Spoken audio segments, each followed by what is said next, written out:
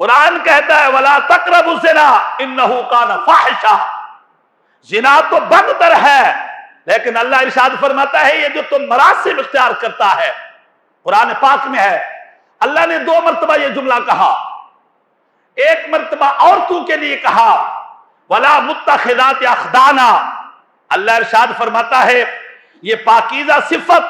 عورتوں کی عادت یہ اچھی نہیں ہے، اور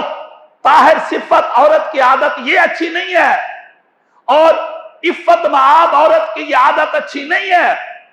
اور پاکیزہ دامن عورت کی اچھی نہیں ہے،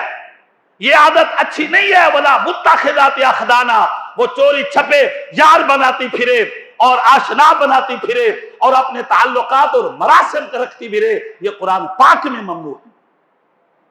وَلَا مُتَّخِذِي أَخْدَانَ، اور اللہ نے مردوں کے متعلق بھی کہا، ہم بڑے متقی بنے پھرتے ہیں، ہم ڈوبے پڑے ہیں گناہوں میں، غرق ہوئے پڑے ہیں اس بے حیائی میں، تباہ و برباد ہو گئی ہے ہماری نسل،